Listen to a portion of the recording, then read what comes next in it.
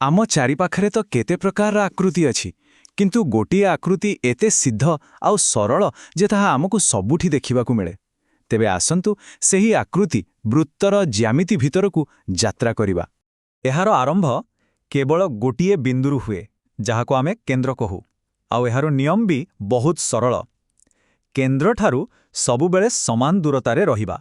बस एही छोट नियमटी ही एक संपूर्ण वृत्त तैयारी करे। तेबे ए वृत्तर गभीर रहस्यकू भल भावे बुझिबाकू हेले आमकू आग तार भाषा शिखिबाकू पड़िबो। तार किछि मूलदुआ विषय जानिबाकू हेबो। एइटा हैला व्यासार्ध, सबुठारू मूल जिनिस। केंद्ररू वृत्त उपर जेकोसी बिंदु पर्यंत एक सरल रेखा। एहा ही सही स्थिर दूरता जहा पूरा वृत्तकू तार आकार दिए। अच्छा, एबे भाबंतु त जदि आमे वृत्त उपरे थिबा जेकोसी दुईटा बिंदुकू गोटे सरल रेखारे जोड़ी देबा, बास सेही रेखाखंडकू ही कुहा जाए ज्या।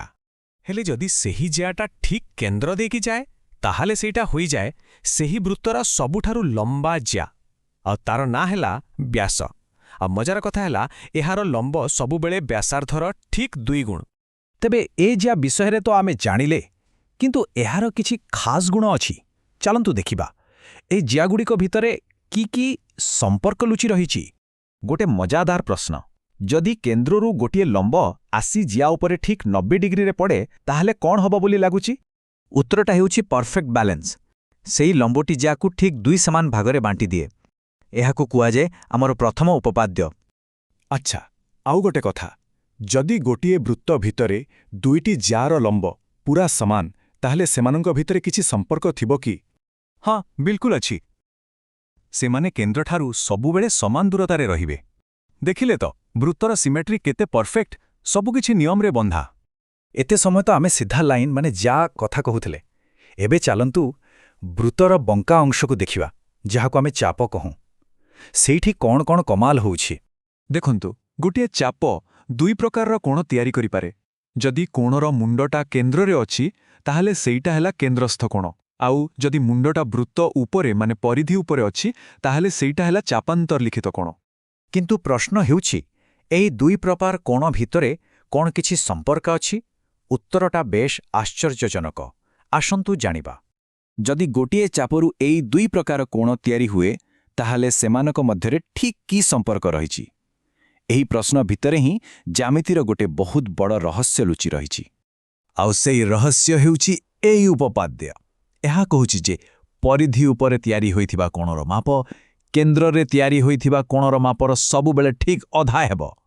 केते सरल आउ केते शक्तिशाली संपर्क नहे कि? बहुत सहजरे मने रखिबा पई बाहर कोणटा भितर कोणर हाफ 1/2 एतिकी मने रखिले हेला।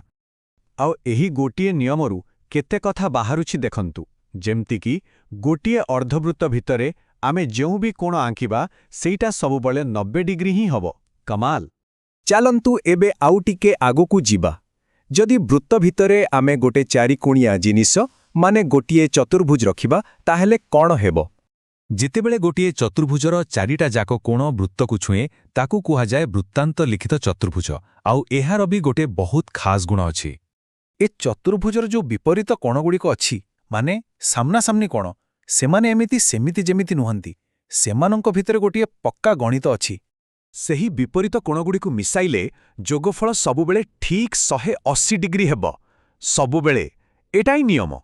तेबे एत्ते सबु जो नियम आमे देखिले एगुडा कोन खाली बही भितरे अछि?